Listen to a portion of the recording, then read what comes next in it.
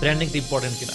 100% important. আপনি যেটা বলতেছেন যে আপনি যখন একটা প্রোডাক্টের লিস্টিং এ ল্যান্ড করলেন, আপনি সার্চ করার পরে আপনি পাইলেন, আপনার ওখান থেকে একটা প্রাইস এবং রিভিউ দেখে মনে হলো যে এটা আমার ক্লিক করা যায়, আপনি ক্লিক করলেন। তারপরে কিন্তু আপনি প্রোডাক্ট পেজে আসলেন। প্রোডাক্ট পেজে এসে কিন্তু আপনি এখানে প্রায় 9টা ইমেজ থাকে। আপনি যদি দেখেন যে ইমেজটা প্রফেশনালি নেয়া এবং original product image, AI generated না। আমি এর বিপক্ষে না, বাট আমি জাস্ট বলার জন্য বলছি এআই জেনারেটেড না।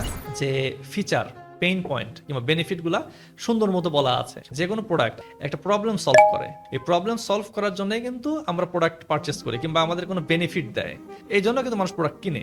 তো আপনার যে সেই পেইন পয়েন্টস আপনি কমিউনিকেট করতে না পারেন লিস্টিং এর সাথে, যেমন প্রোডাক্টের টাইটেল পরে আপনি বুঝতে না পারেন এটা কি, তাহলে কিন্তু হচ্ছে না। আপনি যদি বুলেট পয়েন্টগুলো দেখে বুঝতে না পারেন, আসলে মানুষের এত সময়ও কিন্তু আবার নাই যে এত পূর্বে। মানুষ কিন্তু ভিজুয়ালের সাথে কিন্তু আপনার বেশি অ্যাটাচ হয়। তো দেখা যায় সে দেখে যে আচ্ছা আমার এইটা রিয়েল ইমেজ। প্রফেশনাল ভিডিও যদি থাকে, তো আপনি দেখেই বুঝবেন যে আসলে কোনটা ব্র্যান্ডেড কোনটা ব্র্যান্ডেড না।